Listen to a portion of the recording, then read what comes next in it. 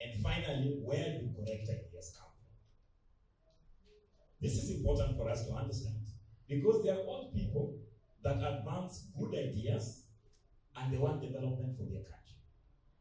There are also old people that are stuck with the old ideas of superstition, of tribalism, and they're indeed old. Even there are young people that don't have any new ideas. They still regurgitate the ideas of the old society. They are captured by the derelicts of still superstitions, and even to further talk about tribalism. These are the ideas of the old society. But we know for a fact that the old generation can bring new perspectives, and the new generation can also bring new perspectives. So the war is not intergenerational war. The war is between the ideas of the old and the new ideas. Now, the second concept is the issue of development. You know, some of you have gone through the current education system, where you learn consciously or unconsciously. Because remember, from the system we get, but how do we confirm that the knowledge that we get from our education system is the correct education? Only when it works in practice. In fact, when you're cooking, you can have a menu on how to cook. But until you cook a good food, nobody believes you're a good cook. So we can have many theories, but at the very end of it, to validate truth, it must be proven in experience and social practice. This is important for us. Now, when we talk about development, you can see many intellectuals, economists, they try to, in fact, even certain racist economists, we call them, ragtag economists. They are prisoners of the old system. So they always say Africa is poor because African people are lazy. Africa is poor because they cannot manage themselves. But they only look for external factors why the African nation is poor. For Africa to develop, we have a history of colonialism, we have a history of slavery, we have a history of plunder from the countries of the global north. The failure in Africa is a shared responsibility of the mismanagement that happens in the global south and the unequal trade and plunder that takes place between interrelationship between particularly the dominant hegemonic power in the world, which is the United States, and the rest of the global south, in their partnership with our former colonizers. Having said that, when I go to my opening remarks, that for you to understand the development in Kenya, you have to understand the internal contradictions that happens in Kenya. If you don't understand it, then you will assume that the internal is not the primary. For example, for you to get a chick, you must first have an egg. So you can have a stone, put so much warmth around it, you can even say some little prayers about it, but you can never get a chick out of it. So for a qualitative leap to happen, it basically means that development, we must understand it from the internal contradictions that happen in the Kenyan society. Who are the managers of the Kenyan society? And in whose interest are they managing the Kenyan society? When we started this session, we rose on our feet and sang the national anthem. The colonial flag was lowered and the independent flag was raised. But did it mean that we got independence at that time? The first founding father is the biggest owner of land. You can deny that fact, but it is the truth that the majority of the people in our country do not access that. That is the legacy of neocolonialism and then colonialism. So how can we develop when the Kenyan land belongs to the few people? A good example in Nairobi, the majority of Nairobi people live in less than 10% of Nairobi, while the other 60% live on the other side. So land as the primary factor of production must be decolonized. It must be liberated. And sometimes, maybe when I'm on TV, I discuss about certain things, especially the Doom land report. We discuss about the TGRC land report. How is it possible that land can be used for speculative and hoardage by a few thieving elites. This is unacceptable. So you cannot talk about food security and only limit your analysis away from land. Because now the question is that the Kenyan cannot feed himself. We are importing things. So what development are we talking about? The truth of the matter is that Kenya did not achieve economic independence. In terms of our level of consciousness as the Kenyan people, we have still yet to develop a sense of patriotism. So Japan is good, Paris is good, London is good, Washington is also good. But when will we start to have the sense of consciousness to build the Kenyan culture and say that Kenya is also good? So for us, we think that after independence and after, during the fight for independence, there were two people that were fighting for independence. Some historians, some philosophers, some political scientists have perverted that history. But there were people that were alienated from land. Their only struggle was land. They called it the Kenya Land Defense and Freedom Army. That was called the Mau Mau. But there were also elites that had gone to Europe to study. They got a new consciousness that the white man is not superior, and they came back home and they were envious of the white man. They wanted the white man to go, but they also wanted the privileges of the white man. So they allowed themselves to manage the Kenyan economy on behalf of foreign interests. This is neocolonialism. So the white man went. There is a black man in power, but the black man still manages our affairs, enjoys the same privileges of the white man, keeps holding land, and only runs to Paris, runs to Washington, and runs to England to find solutions for the Kenyan people. This is colonialism. So when you talk about development, in our own correct and informed position, is that if any leader or any political party want to develop Kenya, after the colonization of land, the first thing is you produce food. Feed people. When people have food, they have good health. They can pursue education. After you produce food, then there is need for value addition. Do agro processing. When you start processing and doing value addition, you provide jobs to the people. You provide high quality life to the people. Now, when you are conducting agro processing, then you generate a second need, the need for steel. So the industries develop. But these few people that have been rented by foreign interests, they destroy our local industries. They hoard our land. They are not interested to build the national economy. In fact, why people continue to congratulate Mwai Kibaki is that Mwai Kibaki built a national economy. So when there is a national economy, people have jobs. When there is a national economy that is being built, then people can enjoy lives in dignity. But for now, Kenya, it depends on your position. If you belong to the poor, working class, and the unemployed, you don't live in dignity. You suffer every day. Police harassment that has been cushioned. The middle class has been cushioned. You don't actually get to experience lack of rent. You don't experience. You are fighting for a ceiling and hoping that one day, someday you'll be rich like the capitalist. Before too long, you're old and you're not rich. Then you're like, capitalism has succeeded. Now, finally, when I'm talking about capitalism and communism, it is important to note that communism did not come from heaven. It did not come from the head of Karl Marx. Communism was a reaction after the Industrial Revolution to capitalism. It's important for us to know that. Because some people say that communism is old ideology. In fact, communism is as old as Marx, only about 200 years. Jesus Christ is about 3,000 years. Slavery is about 400 years. So capitalism has been with us.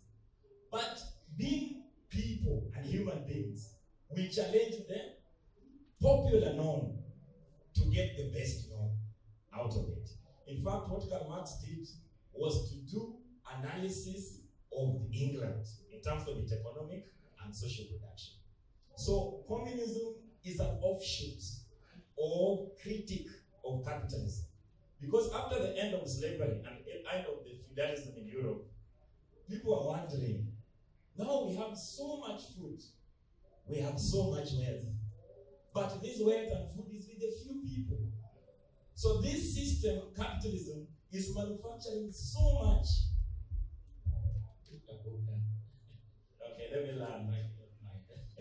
this system of capitalism, it ends up manufactures billionaires on one pole and also manufactures billions of people in poverty. This is not a system of God. That's what they call it. So it has to be challenged. So communism is one of the most radical ways to challenge the normal norm of capitalism. In fact, capitalism triumphed. The ideas that are popular, even the Kenyan society that we live in a capitalist system. Communism is challenging it to bring socialization of the means of production and bring food and dignity to the majority of the people. Thank you. Going forward, thank you very much, all of us. It's good to change tune. In 2010, I'm still on tax matters. In the year 2010, all Kenyans read a document called the Constitution. As a civilized society, we looked at it, debated on it, and agreed that this is how we shall govern ourselves. We shall have the National Assembly, we shall have the counties, and all the others. And we agreed that the representing government, in the sense that the persons we put up are representing us, our interests, because all of us cannot be in the cooking table, cooking in the kitchen.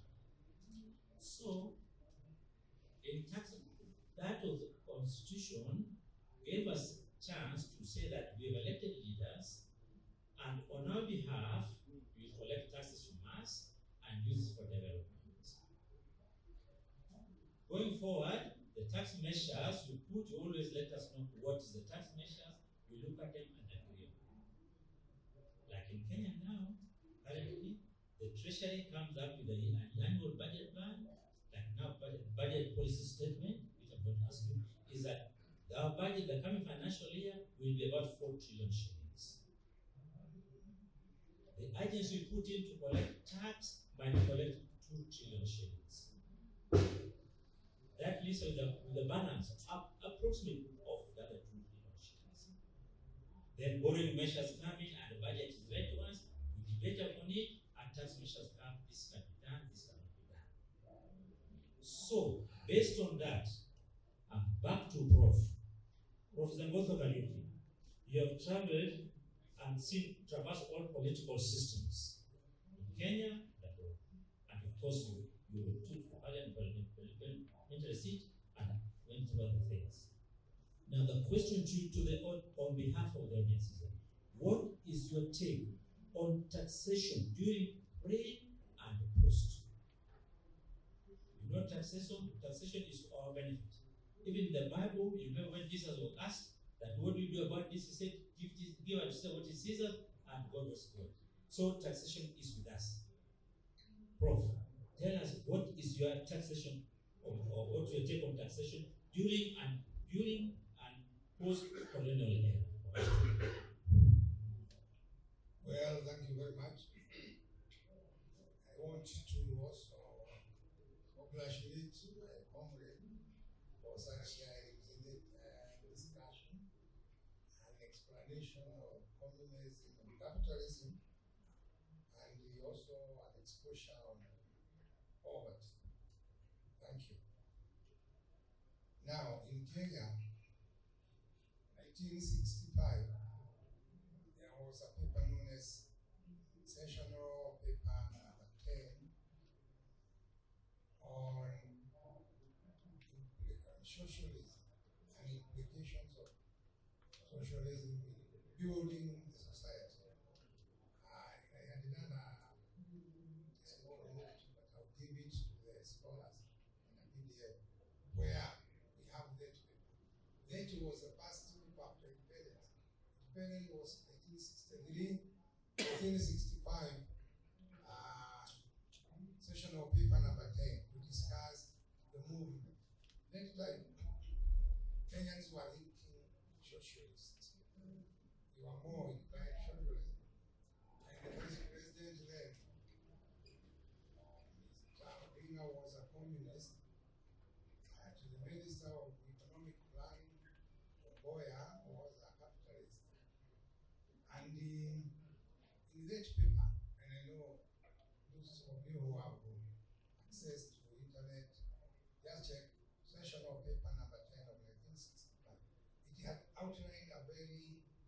middle-level government, good government, where you take into account certain parameters which the government must provide to its people, and then look at the possibility of what you can tax, but mainly you tax those who have and support those who do not have. In the same slide, I have listed about 6 taxes, and you get which have and how they established from 1901 up to now. The point is that originally Kenya as a colony, taxes were being imposed on black people, not to the whites and not the Asians. Why? Because whites had already come and taken the white highlands. White highlands, nobody was going to work there. And I'm sure when we say white highland, we're on about some very good shambas in the Rift Valley or northern Rift Valley, some areas in central, and there was nobody to work. So the only way you could make people work is to establish. The first tax was called heart tax. Anybody who had a heart will be asked to pay a certain amount of tax. And remember, most Africans who are polygamous would build a hut for each wife. So every hut had to be counted, and you had to pay tax according to the hut. Now, you have no money, you are in Moranga or Nyeri or you are in Nakuru. So all you can do is go look for a job in the White Islands in order to raise money to go and pay the tax. And it was a very bitter experience for most people. Fast forward, 1852, the state of emergency was declared when people struggled so much to change the system. And then people went to the forest, the ones you have mentioned, Kenya Land and Freedom Army, the Mau Mau. Some of us were young, but we saw. And there was where they would cross the mountain area, everybody who was an adult took a nose to fight against the forced tax. Because forced tax was making you go and work. You leave your family, you go work, you get the money, come and pay the Muzuku.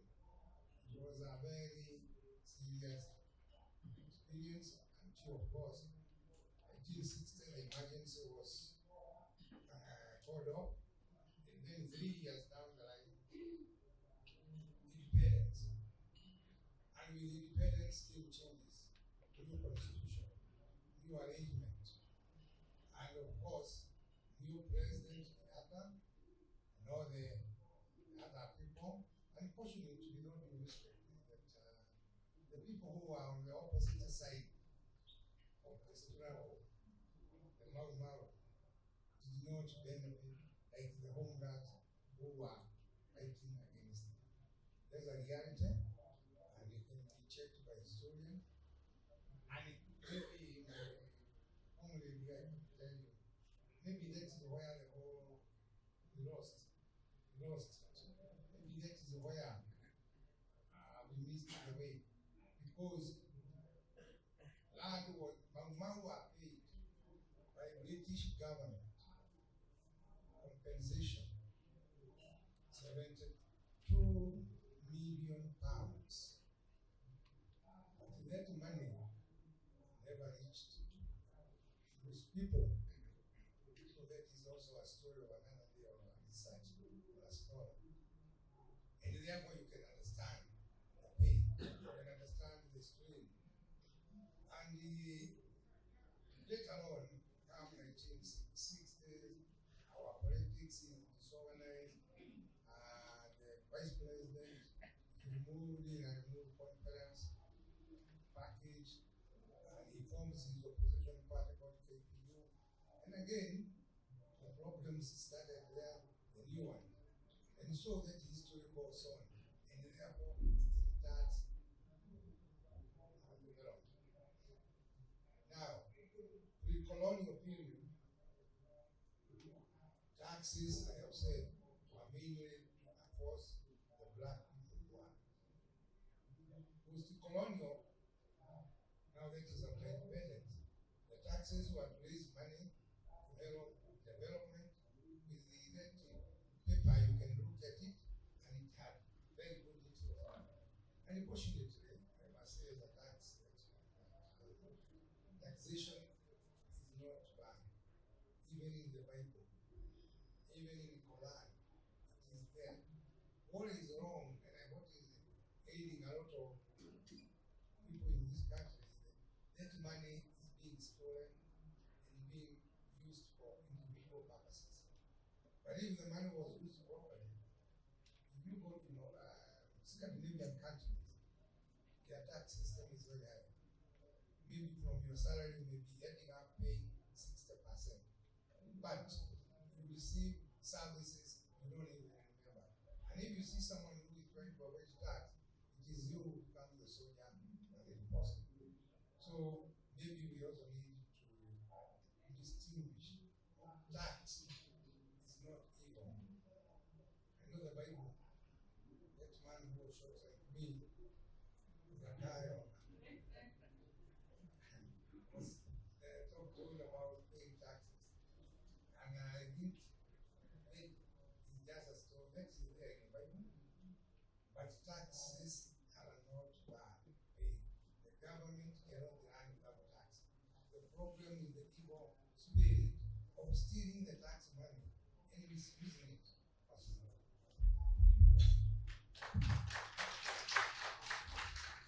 Thank you, Professor.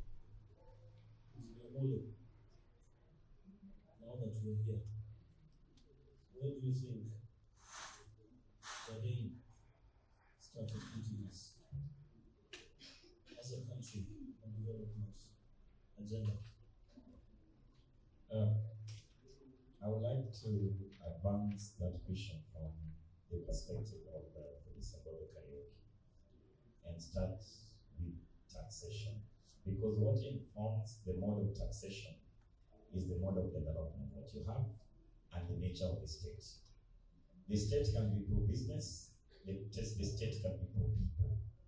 If the state is only pro-business, then its policies, including the taxation policy, it advances business.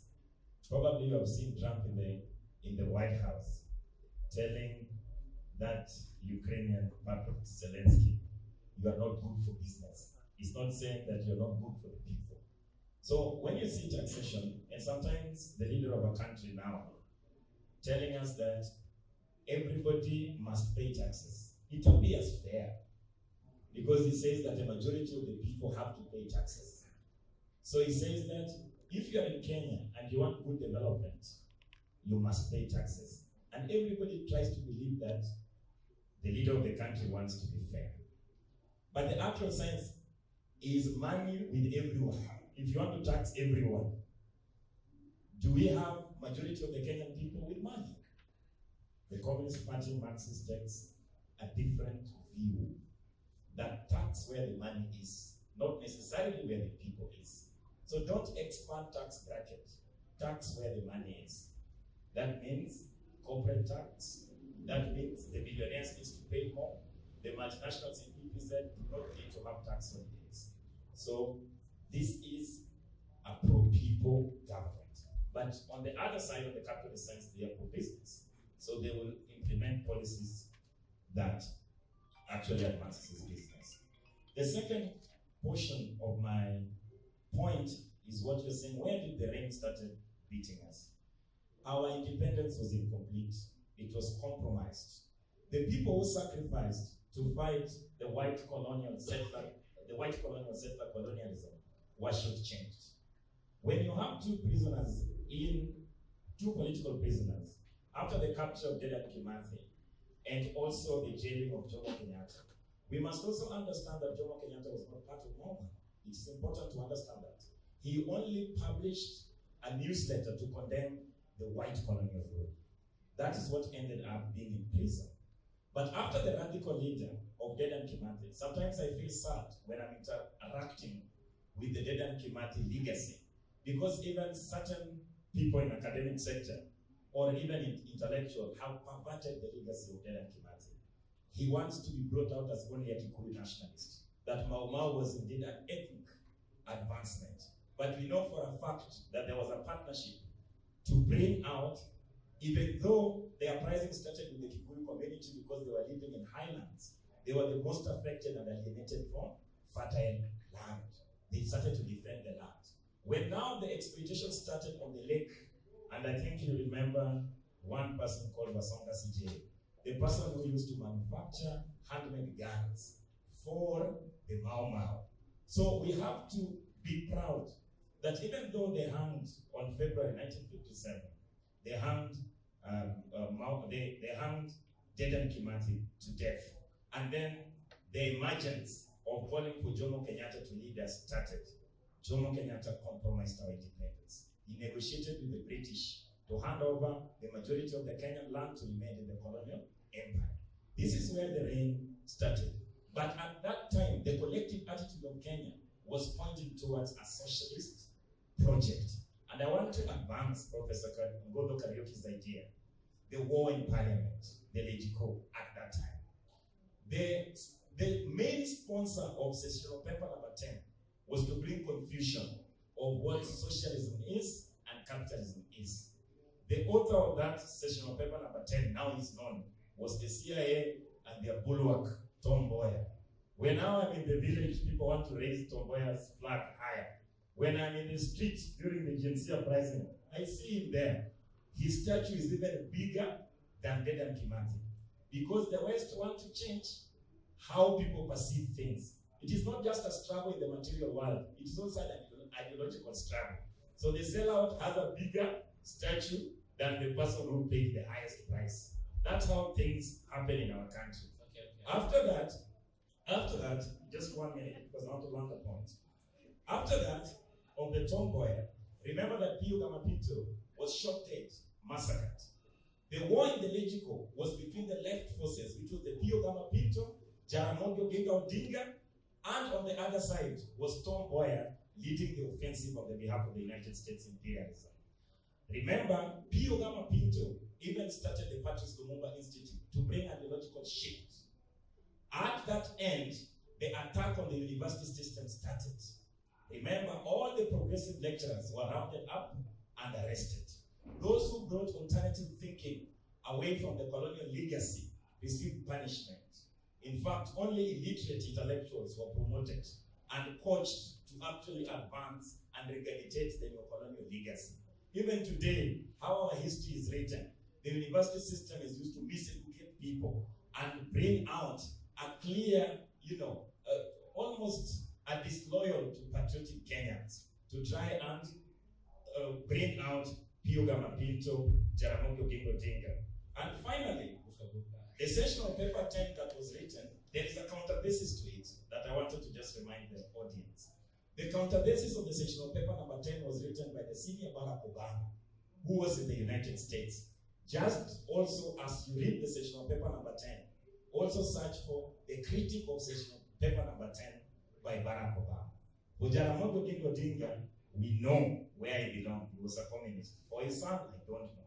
The senior Barack Obama also, I know he was a communist. But for his son, I don't know. What I like about Buka, you're a big man. You say, I'm a little intellectual. I was trying to invite you. Buka is that. Okay, we have to come to the end. Please, I hope all of us will have questions to ask the panelists, because us was just the people coming.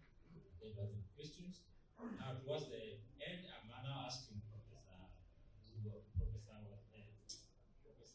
Kariuki, is that as we come to the end of this panel discussion, could you please share your views on the impact of current taxation and tax regime to the development of Kenya? Please be brief, but be brief, not like a minister, but cover the subject matter. Thank you very much.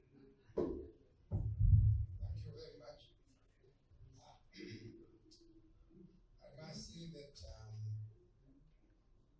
wrote the first book on taxation in this country in 1978, and I am sure my colleague here can remember that. I wrote then again another one, 1990, about the value of tax. And later on, as I traveled around Africa, I translated that Kenyan book into a book of taxation in Namibia, taxation in Zimbabwe, taxation in Cameroon, taking the template and just inserting, bring to Africa a wider scope that we have in Kenya. Now, taxation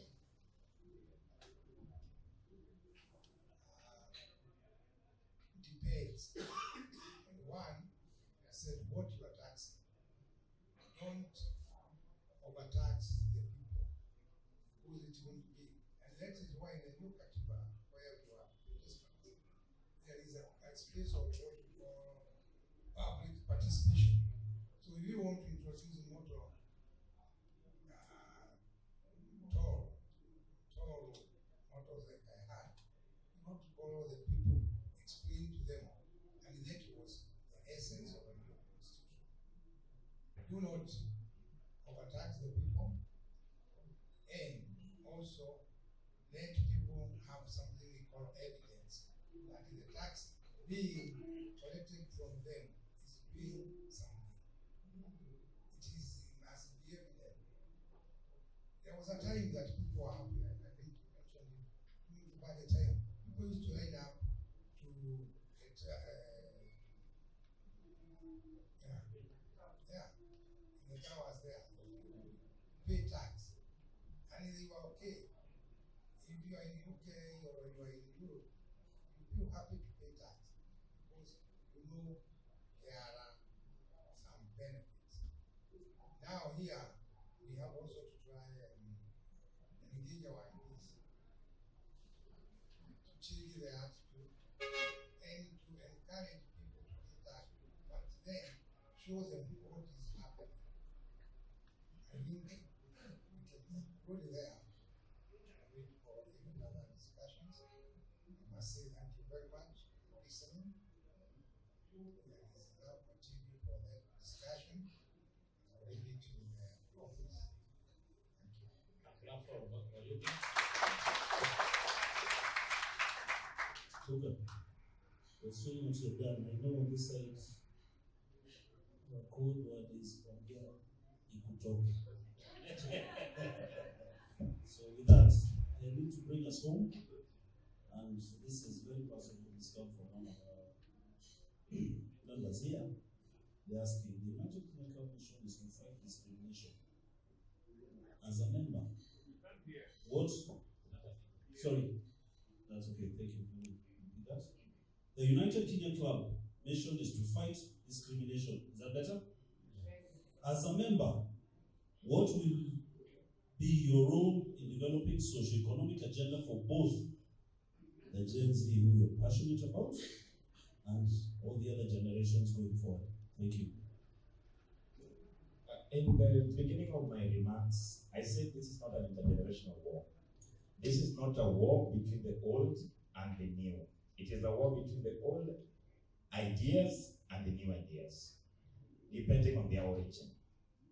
The second thing that I also would like to advance, whether you are old or you are young, as long as you are poor, it determines how you live in dignity or undignified life. Whether you are a young person and you live in poverty, the same applies to you. So your position that you hold in Kenya, if you're a worker, how do you live with dignity when what you paid out of your work only makes you to live a disturbed person because you cannot pay the basic needs? So it is about the position that you hold in Kenya in terms of your class position. In fact, from class perspective, we say that Kenya is divided into the haves and the have-nots, the oppressed and the oppressed. Then we have the middle forces, those people who don't have, but they also have. In the essence that their hope is that they will be rich someday. So I'm a lecturer, I start to run a shop somewhere, I do a few things, and I'm hoping that I will be a millionaire. These middle forces are captured with false ideology. But indeed, they are caretakers of the same oppressed people. So the golden rule of governance, the golden rule of law, is the common good of people, the common good of everyone. That is why we have a government. So the Communist Party holds that clear opinion that the government must be a government of pro-people, not just a few privileged people. It must be a government that are people-centric, both young and old, irrespective of their tribal nationalities. Now, on the other side, about United Kenyan Club, we call ourselves United Kenya Club. That means we seek principal unity. Otherwise, we'll be trying to unite water and fire to try and get a good cocktail called firewood. One has to die for the other to emerge. You can also try to mix oil because you are United Kenya Club and water, but you cannot disobey the law of physics. You will fail. Fundamentally, what we are saying that we must pursue principal unity based on the golden rule of governance. That when we are going to govern the national Kenyan project, it must be governed for the interest of the majority of the Kenyan people. Even for some of you who like to go to church, where there is evil, there is no good. Only where there is good, we don't find evil. But the two cannot mix together. So we cannot mix the interest of the great, greedy, rich people who do not want to manage the Kenyan project on behalf of the majority of the Kenyan people with the interest of the suffering majority. One has to dislodge their privileges for the other to also benefit from their work. But having said that, my final statement that history is kind to all of us, whether you are rich, whether you are poor, whether you are an intellectual, or whether the system has denied education. We are all given opportunities to be revolutionaries. All I can call upon all of you that be in solidarity with the poor people, understand them, understand their struggles, and genuinely care for them. And those who are seeking political position, may they have that in their heart. But if they are, because Kenya, strangely, Kenya has a system that rewards the worst, the most powerful positions. Those people who have failed horribly and are highly corrupt, make sure the Kenyan system makes sure that they are in positions of high decision making in government. If we can deliberately oppose these processes, you don't need to call yourself a communist. You just need to make sure that Kenyan resources are used for the benefit of the Kenyan majority. Then you are my comrade. Thank you very much. Audience, you've not been left out or left behind.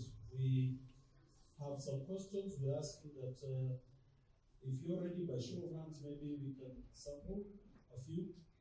Thank you, thank you, thank you. So we have two there, and there's one gentleman in the center.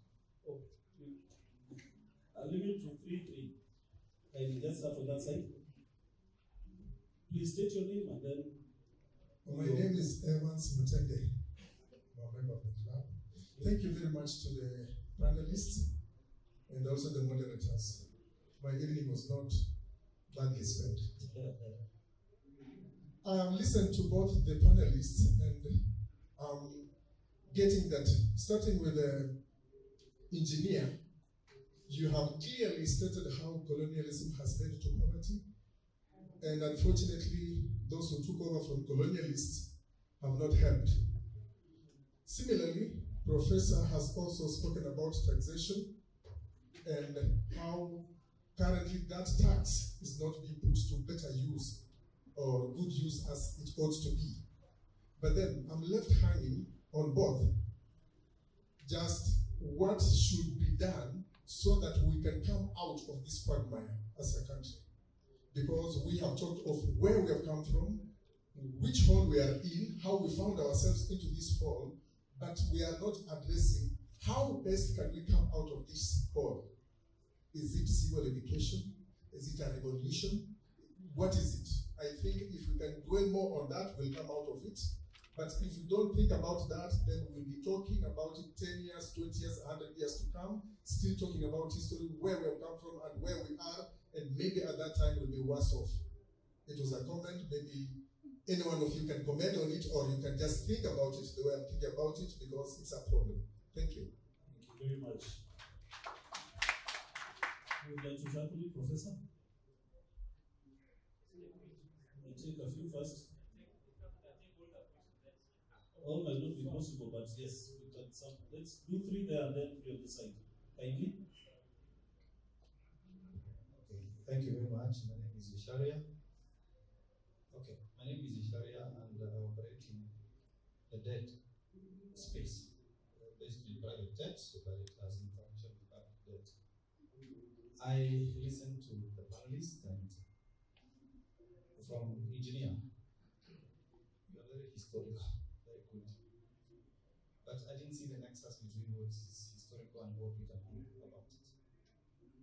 That's my issue. And with Professor, we may have had a lot of impact on us at the university. I did PICO with my friend here at this corner, better ahead of me. It's about exchequer collecting money, but how is it used? Where I come in is what can be done about it. But just to give you a little bit more, because I worked in the region, when Rwanda was coming up, I saw you. You go there today, I occasionally go, you believe it. Yeah, way ahead.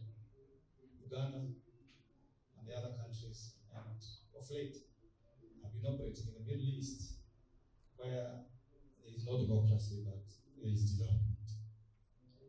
And like that. So I would like to mention something about Constitution 2010. This is where we start. It is hailed as very progressive, in fact, very good, even for the West.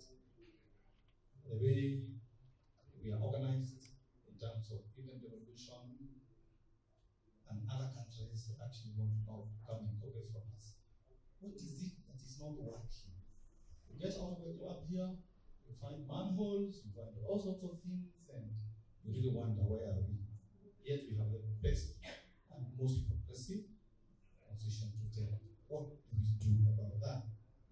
So very quickly, we had, for Professor, we had independent institutions that were set to plan and implement taxation. Black money, the CRA, what is wrong with that? Why are we not doing something about it to make sure they do what they're supposed to do? But more importantly, coming back to engineer, is the issue of imperial presidency. Why is it that he's the one who is allocating resources? Can something be done about that? Because I think that is where the rubber meets the road there.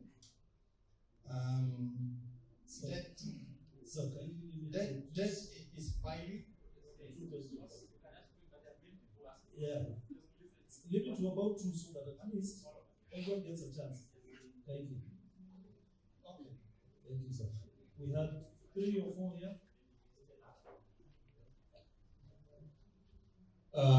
Thank you. My name is Professor Mwenja,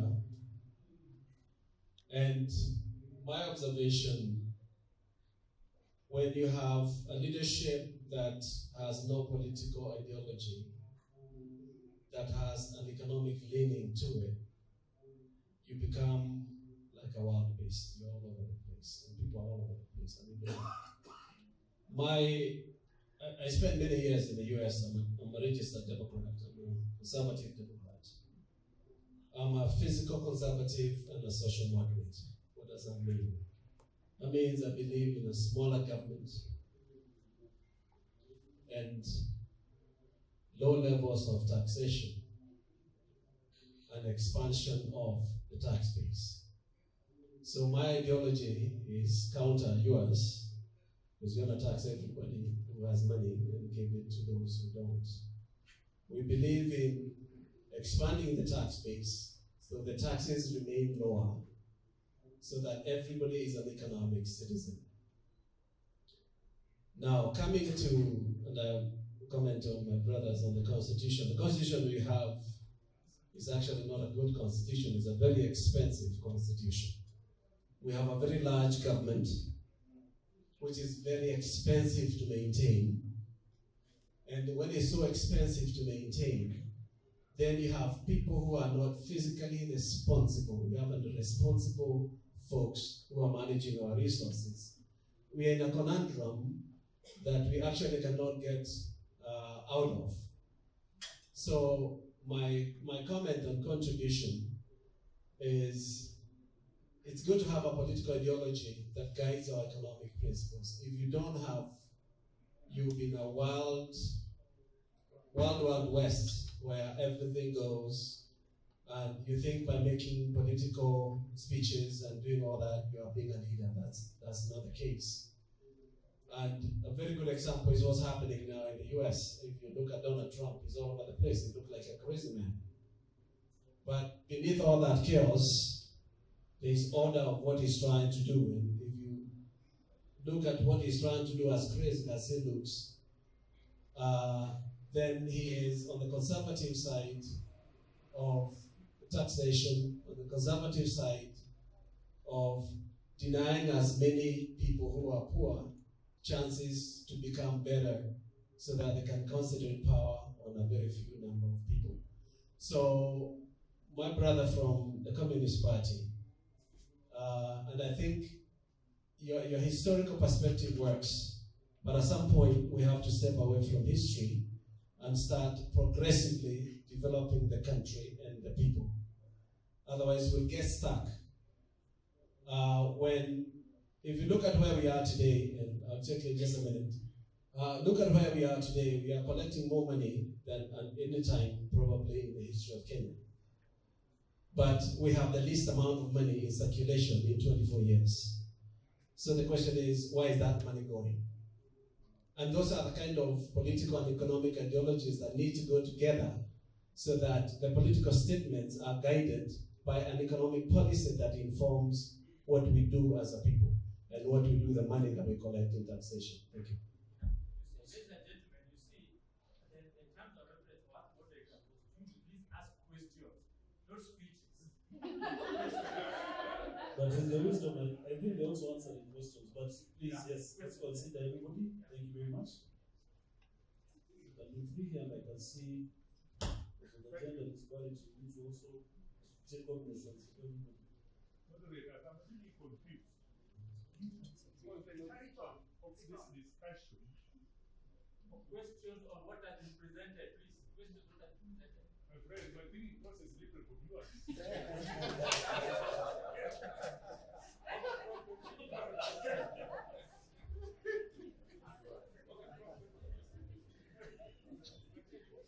title of this Kindly, discussion. sir, introduce yourself and.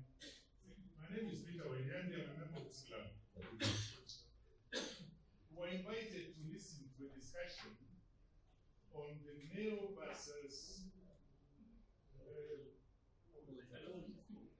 old Yes. development agenda. Yes. I listened to the two presentations and I didn't get an idea of what development agenda is. Or what it is. So that we can say the development agenda of the old was this, the current development agenda is this. In any case, this thing we're calling development agenda, do we all have a similar or a common understanding of what it is? Because without that common understanding, we are not going anywhere with this discussion. That is my problem. So maybe the presenters can elucidate this topic that they prepared so long to present. Finally, what is the fundamental difference between communism and socialism? Because they talked about communism and capitalism. But somewhere in the middle, the idea of African socialism was introduced, what are the differences between or among these three? Thank you, sir. Is that your question? One of them are questions.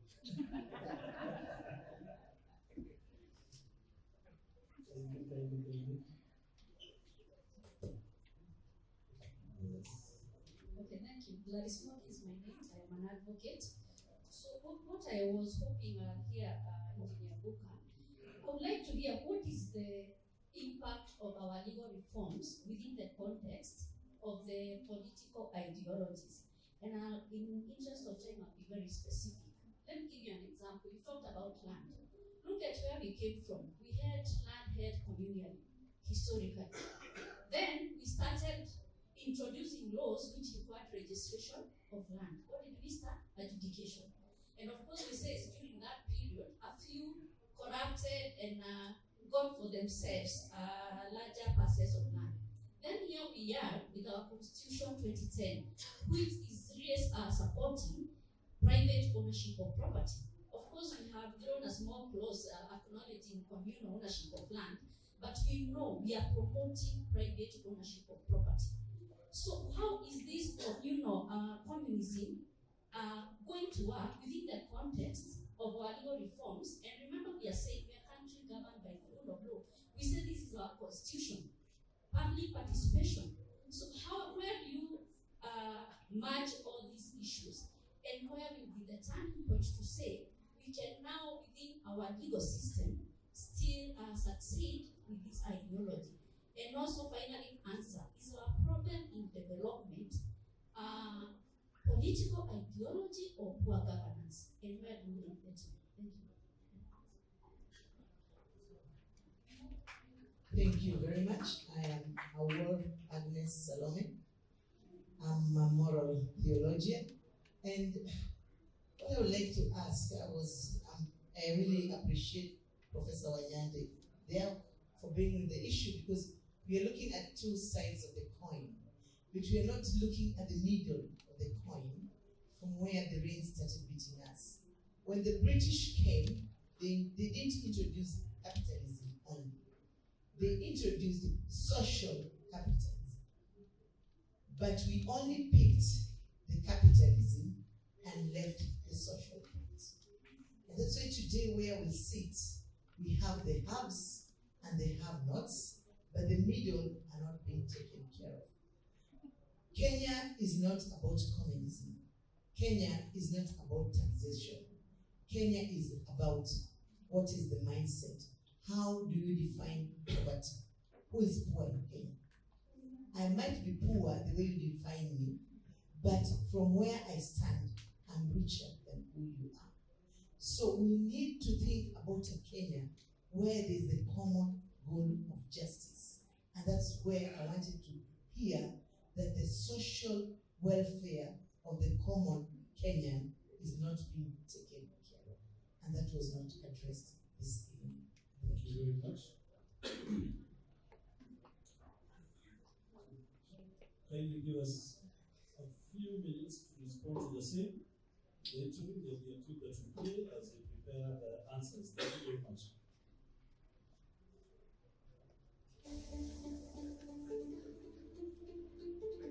The United Kenya Club presents UKC Boot Camp Challenge. The event will be taking place this Saturday, the 29th March 2025. We will offer Zumba dance, aerobics, and much more.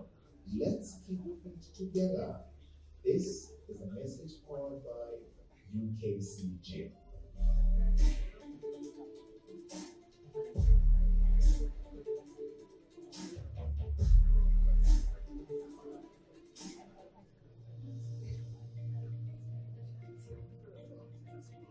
Have you paid your annual subscriptions for the year 2025? Kindly make payments via M-Pesa paybill number 822610. Account number is your member number. Kindly make these payments before the 31st March of 2025 to avoid 15% penalty. This is a message powered by the United Kenya Club.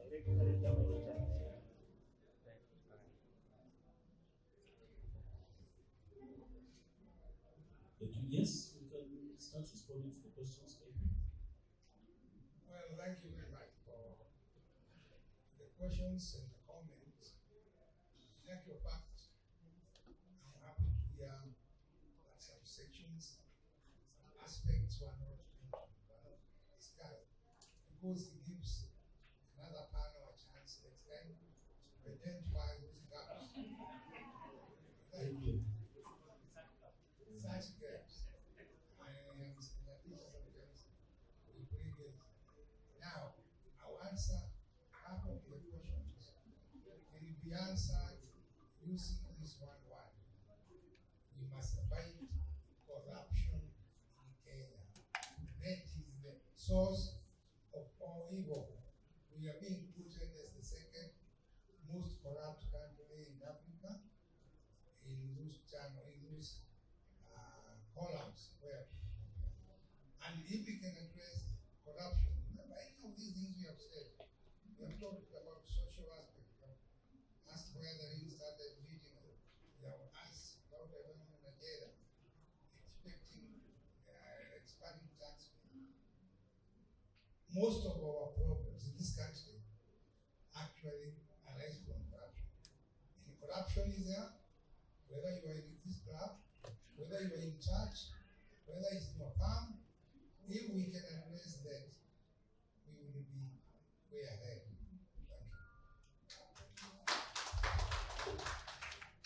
Thank you. Now, in approach to these questions, remember I would like to just echo the words of Professor Ayante, that the ideas are not common here. We come from different schools of thinking. And to bring congruency of idea, the only keyword to it is ideological. That is why in the Communist Party Marxists we say without unity in theory, there is no unity in action. And the same is applicable to other fields of social lives. So indeed there is divergence of ideas. But I can group the ideas amongst as I listen to them. For example, Professor Wanyanga comes from the tradition that there must be correct definition of things to be able to arrive at the truth. So that means he wants us to understand the development first and agree what is development. Then we can arrive at the truth. But also I come from a different tradition that to arrive at the truth. That's a bit unfair. Just say, answer the questions. You remember I said, please answer the questions. So should we all do that and then move on? The thing is, we want to set a basis on which we understand development. And what the participant is talking about is that if we don't agree in what development is, then we cannot have congruency of ideas. So I'm defining the two schools of thought that be able to delve into the issue of development. There are people who believe that the correct definition of terms is the way to interrogate the theory of knowledge. They fall in what in philosophical terms we call the metaphysics. And then there are people like us that we say that we have to interrogate facts to then arrive at the truth. These are two schools of thought. For example, development can be discussed only in hardware vision. For example, there are big airports surrounded by poor working class people. There are big roads, but as you drive on your way to the airport past Kangemi, you find all these undignified people. It is called development. But for us to arrive at the theory of development, we interrogate the facts that how many people in Kenya live in dignity, not how many planes, how many motor cars do we own, what is it? We go beyond the statistics of capitalism, which is talking about the per capita income. We talk about the happiness of the people, the access to medical health care. So that is what I wanted to isolate from there. And then there is also the school of isolated thinking. So when we talk about the new perspective and the old perspective, for me, I see the interrelationship between the new perspective and the old perspective. Look at Kenyan here. 10 years ago, he was Kenyan. today's Kinyanjui is not the same Kinyanjui was 10 years ago. If Kinyanjui abandons history, then Kinyanjui is running away from himself. So the question why we must understand history is to not give knee-jerk reactions about our development. We have to understand things in its clarity, to postulate. Even when you go to the doctor, he has to investigate your historical records, and then he can give you a pill. So the pill that you want to give Kenya is that what is dominating Kenyans today is that Kenya is not being managed by the Kenyan people for the Kenyan interest. There is a rented minority that continues to run the Kenyan project. This is what we must continue to defeat. Now, what is to be done in terms of Evans Mutende?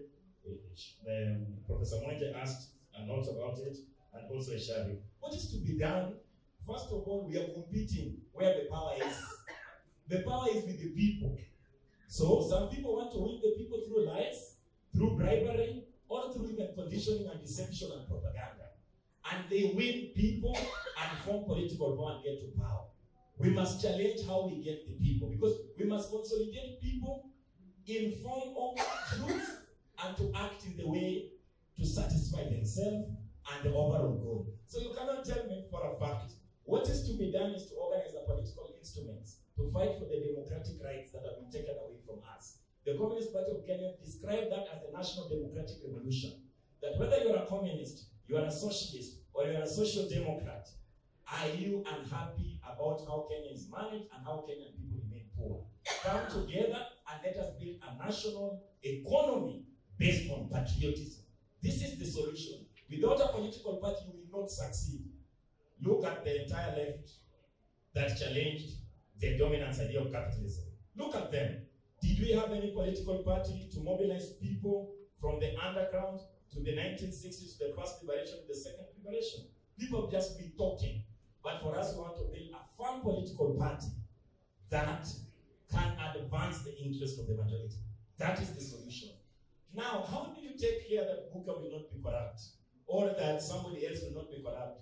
There is no way to take care of it other than giving a new consciousness for the people. If you educate the people, they can challenge a rogue government.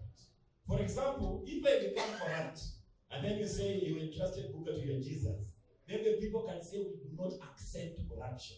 The same way the GNC uprising say we cannot accept the tax bill. It is not the president who said that the tax was bad. It is us who say that. And if we were hoping that in his own consciousness he will think what is good for us, we must remember again in history that everything else that we've gotten in this country has been a product of the struggle. The white colonial people did not leave us. We picked the gun, fought them, they left. Dictator Moi for 27 years did not leave us. We had to mobilize in the street, he killed, he abducted people. At the very end of it, he was humiliated by the people, not anybody else. So it is the people that hold the power. If the people can act, even look at the way Moi Kibaki was brought into power in a wheelchair. This is what the power of the people can disapprove. And even the crisis of this government is because this government does not have people. So if you don't have people, then you can only rule by the gun. Because the people don't support you, so you must shoot them, abduct them. But silly, woe to you, because you can only do that for a limited period of time. So what is to be done is not just civic education, because civic education process have also been hijacked by the NGOs and the civil society, which is also working for the same imperialist, just like our education sector has been. But plainly, what is African socialism? What is socialism? What is capitalism? Because that is what we want to be defined. Consider the others, if you don't mind. Thank you very much. If you allow me, I can answer on definitions. So on definition, capitalist is a socio-political system where the owners of capital, the rich minority, manage the economy on the terms and on the interest of capital. So if you have a capitalist economy, it advances business, it advances production, but the proceeds, the people who generate this wealth, suffer want.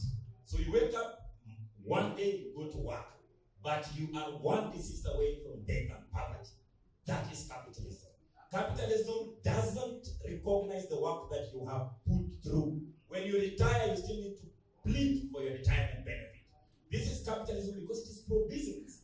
Now, the main contradiction in the capitalist system that the majority of the wealth that is produced is not shared equally among the people who produce it. This is the contradiction that socialism is saying, that for us to live in harmony, for me not to wake up angry, to go and kill, to rob, we must share the national wealth. Then we will have sustainable peace. Now, how do we share it? The people who sweat and work must live in dignity. They must not live in, like, when they have a sick person, they're worried. Where will the money come from?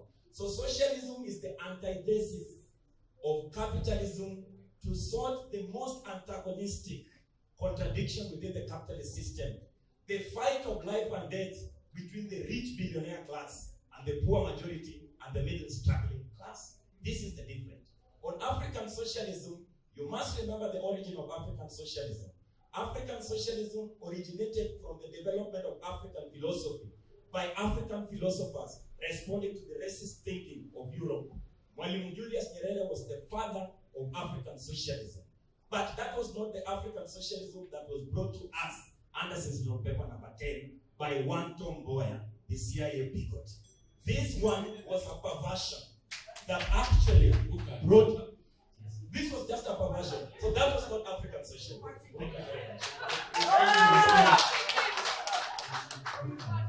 Special thanks to that you see. I mean, Kenyans want to talk. It's a lot about it. There's a writer by, hold on. There's a writer by William Shakespeare. He says, for you sometimes, when you mend your words, you can get better. But people have done very well. Special clap for Boca, please. Please, you can take 1 or 2 questions. Yes, thank you. There's a mic. Is it in front or Good evening, everyone. I'm Isabella Maina, I'm a realtor. So my question goes to engineer.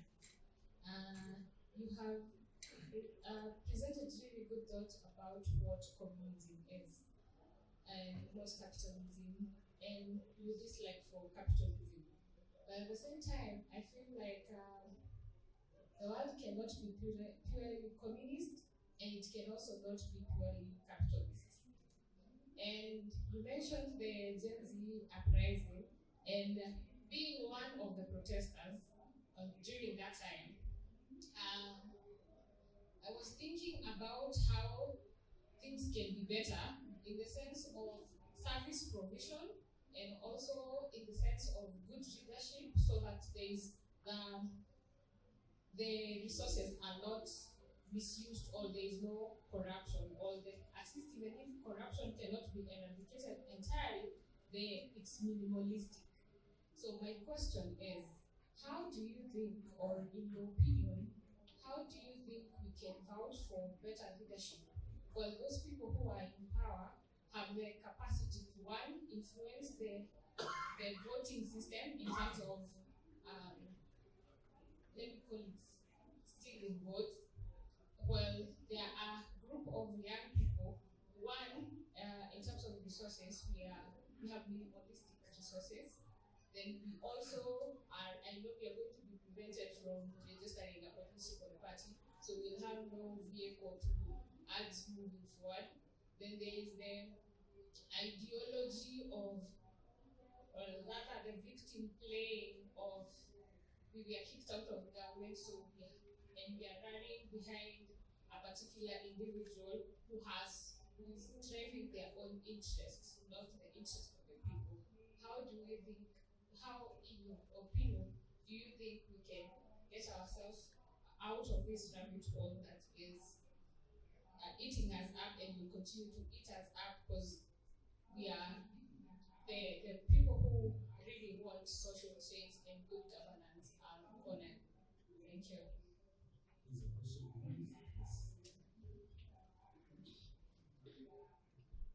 Good evening.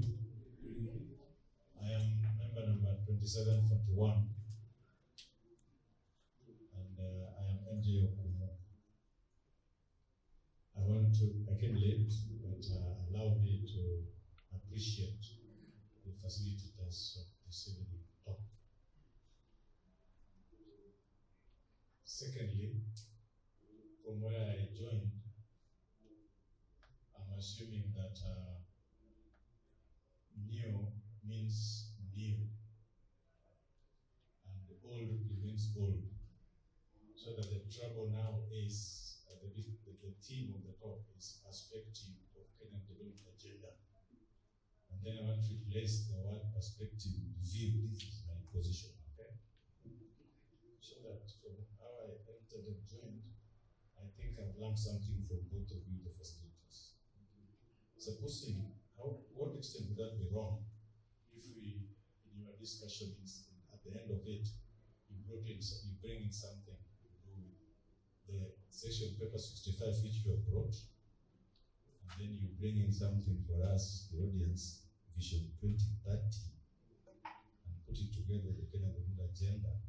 It can easily capture the concerns of all the speakers, whether you want to start by defining, because those two positions meant something for this country. But finally, my concern is, somebody said, that the contribution that you have given us here, somebody said that she was concerned that there was no proposal as to where Kenya can then go. Now, this is what I want to propose, having listened to you.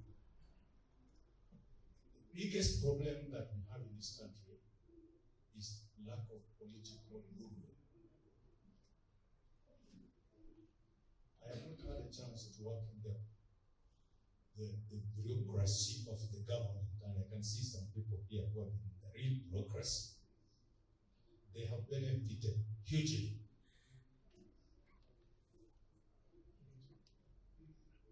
And you know, people are bringing the question of the Constitution of Kenya 2010.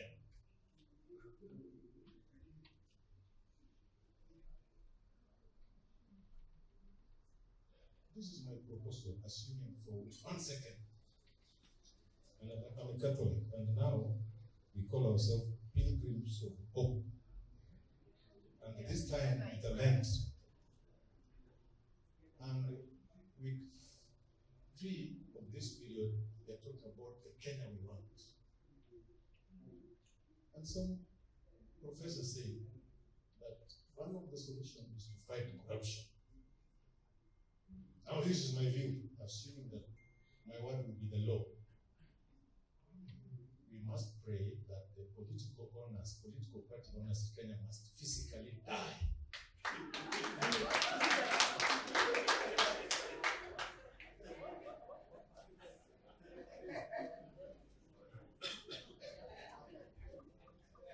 Because if they don't, whether it is the next 10 years or 20, there will be no change. Some of you here have been in position of government, and some of you here are leaders, and you see it happening, and you go for benchmarking in Malaysia, in Singapore, in Thailand. You find it difficult to go to Rwanda here, where the Kenyans have made Rwanda what it is. My own uncle made ICT in Rwanda and worked, and was not given opportunity in this country. This is what I'm trying to say. The moment the political party owners have not died physically, we will not make it. And finally, the moment, I want to echo somebody said, using your own words, the moment there's no merit in positions, nothing will work. Because when I had an opportunity to go to Malaysia, I posed that question. The political leader at that time said, I want to do this, end corruption. He brought those who are corrupt, killed them. Thank you.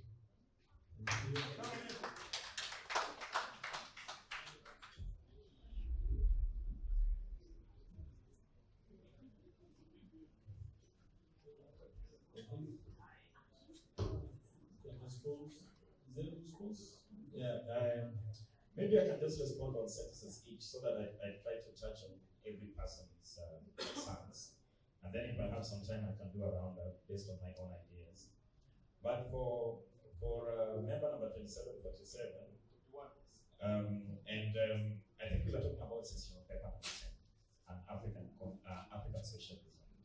And then secondly, even if you were to kill one person, where is the source of power coming from? You kill one person, you leave them with money and land in the same family. So his hangings will continue to dominate us, unless you want to wipe out the entire family. In fact, the communists are known. We round up the corrupt people and put them in jail, and on the final day, they have to meet the creator. This is important for us. But the most important one is that once they go, the wealth that they have stolen, that they have stashed in foreign countries, have to come back. And that is why sometimes we put them in jail to delay their money. Because we are negotiating with them to bring the wealth home. Once they bring the wealth home, they can rehabilitate them based on goodwill. But if they continue to actively sabotage the revolution, then we all know their fate. What has faced every reactionary government, right from China to Vietnam, and even during the American Revolution. This is important for us to understand. Killing one person is an adventurist. The entire thieving class has to go. And their children must never inherit the products of theft. Sometimes I hear some former president somewhere addressing issues. Maybe we should not rely on Trump and anybody else in Europe or anything else. But my question to him, why is he holding on stolen land? If your father was a thief, then you don't want to be a thief. Why don't you surrender? Why are you holding on stolen wealth? Give it to us and let me be pardoned. This is important. Now, for the Gen Z, the question that I've been asked, nothing will be given to us. We have to fight it out. It is a matter of life and death.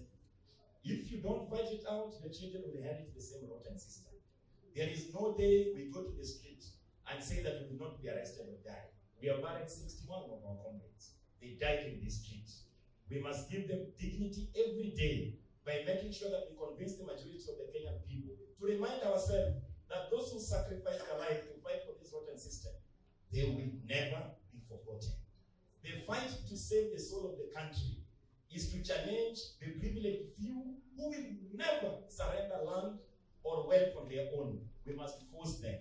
To force them is to mobilize people, young and old, to challenge this rotten system. We welcome you to our party, my dear sister. You will find revelations. Now, on Agnes Salome's comment, he said that sometimes this kind of thinking is very disturbing for me. That you can be poor, but you think you are rich. The truth is that if you don't have water, you don't have water, whether you think you are rich or not. The superiority of the mind does not replace the blood and the flesh. In fact, even the logic of ethics and morality in philosophy, sometimes we say, is it absolutely wrong to steal? When you steal to safeguard your life, then you protect the greater good of life and distance yourself from the people who have, for example, I see all these politicians, they steal, some of them, they were even in the Ministry of Health. They stole money for cancer, they stole money for diseases, but then they go abroad to treat themselves, while the poor people here are dying. What can you do with such a person when you get political power? There must be something more radical you have to do. And for the advocate, the last one, opposing for death. we all die someday. Even the reason why Eden Kimata celebrated. Yes. But let me just go very quickly to the advocate, because we talked about constitutionalism and legal reforms. Where does laws come from? Where does laws come from?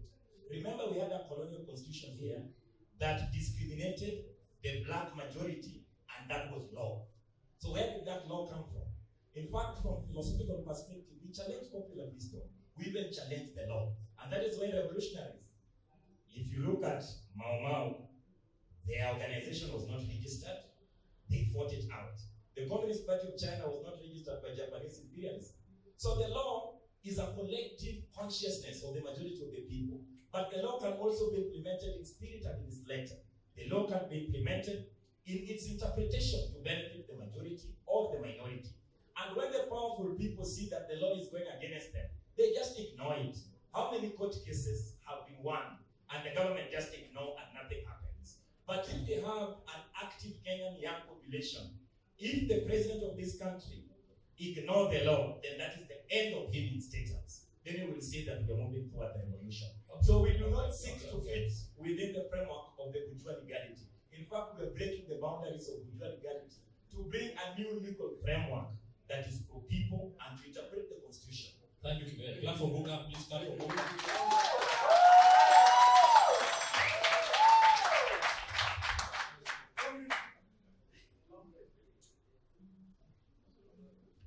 Thank you very much. You have a spirit of communism, isn't it? A better round of applause to our speaker. It's been very, very exciting. As I've been listening through, I noted that we could have just broken down this subject into the three main pillars so that you can dwell on each pillar elaborately. I know Prof. Really tried to look at the economic aspect through the taxation, and I know we've dwelled so much on the political aspect. I believe we'll find an opportunity to see how we can relook at this broadly, speaking from the comments you've had, and sticking to the Kenyan development agenda.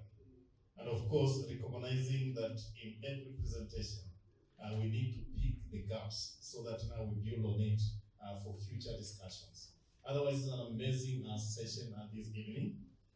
Prof, thank you very much. First for accepting to be a panelist. Very insightful discussions. And I think this forms a very, very good background of what we need to engage in future. I know the chair of membership and the team have noted that the exciting aspects of discussion need to progress in our next talks and series of engagements. We've really been thrilled by the insights from the Secretary General of the Communist Party of Kenya. I know politicians get excited to drift, but in the drift we also learn, isn't it?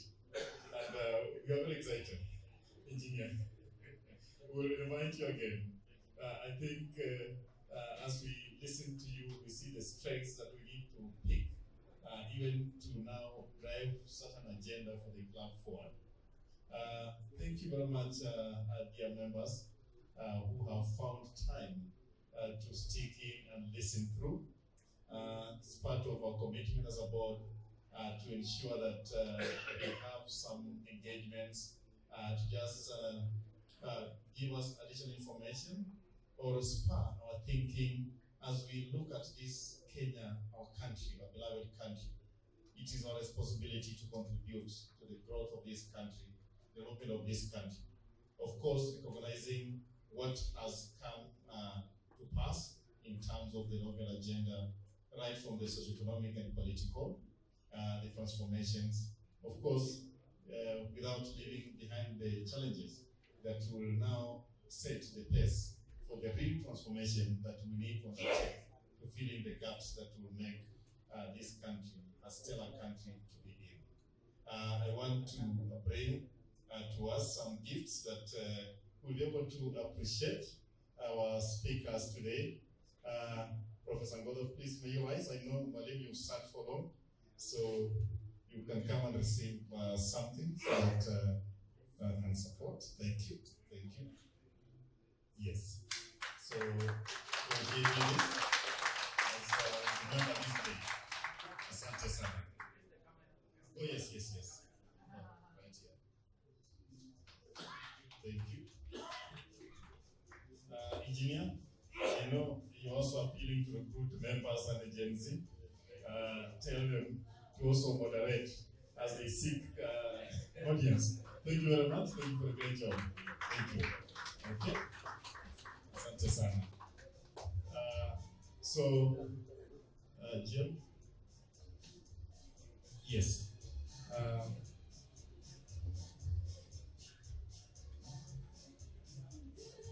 Director, please.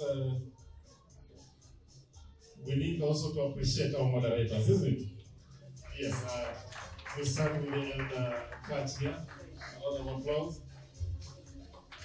Susan, you close for us all of prayer, but before then, the GM, you have some announcement of the next. Yes, I wish to remind members on 25th of April, we have a membership induction, and we wish to welcome all of you.